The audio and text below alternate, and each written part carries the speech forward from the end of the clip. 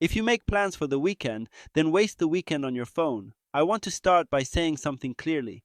This video is not here to call you lazy, because I have done this too, made a list on Friday night, felt genuinely excited about it, and then watched Sunday disappear without really understanding how. It does not start with laziness most of the time.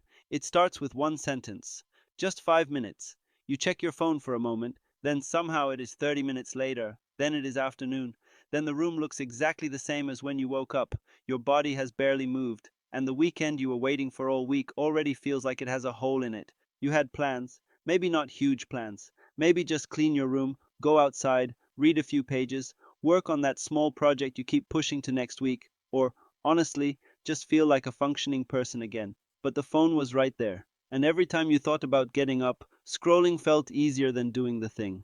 Even easier than resting, actually. That is the part I think people miss. The easy explanation is phone addiction, or no discipline, or the version where you lie in bed Sunday night and think, I am just wasting my life again.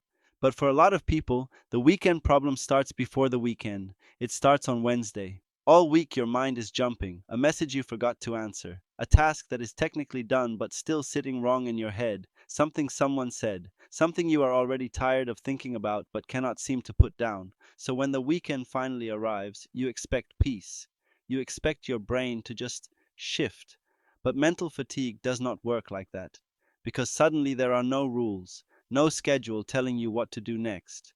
And that sounds like relief until your mind quietly turns free time into another list of decisions. Should I go outside? Should I clean first? Should I exercise? Should I rest? Should I start that thing I keep avoiding? Even rest can start to feel like something you have to perform correctly, like if you do not rest well enough, it does not count. And your phone does not ask for any of that. Scrolling has no real beginning. You do not have to prepare for it. You do not have to be in the right mood. You do not even have to deal with the quiet that surfaces everything you have been too busy to feel. So you unlock the screen, a video appears, then another one, then a post, then a message, and for a few seconds at a time, your brain gets to avoid the harder question, what do I actually need right now? That is why scrolling can feel easier than real rest. Real rest makes you present. Scrolling lets you disappear. And when your mind is overloaded, disappearing feels not good, not satisfying, but easy in a way that is hard to argue with in the moment. Your weekend plans require energy before they give anything back. Going outside means getting up. Cleaning means starting somewhere even though you do not know where. Reading means paying attention when your attention is already worn thin. Working on your own project means facing the chance that it might not go as well as it looked in your head on Friday. Scrolling rewards you before you do anything at all. That is why it wins so often, not because it gives you what you need, because it asks almost nothing from you first. And this is where the guilt gets strange. You look at the day and think, I wasted this because I did not care enough. But if you truly did not care, Sunday night would not feel the way it does. It feels bad because some part of you did care.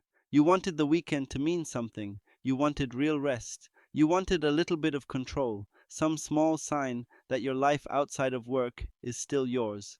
But your brain chose escape and called it recovery. So the better question is not why can't I stop using my phone?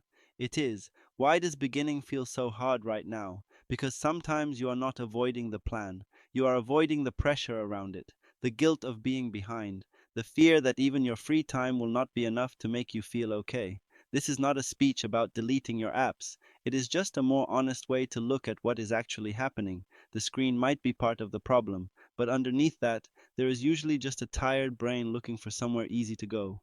Your phone did not steal your weekend. It gave your tired brain the easiest place to hide.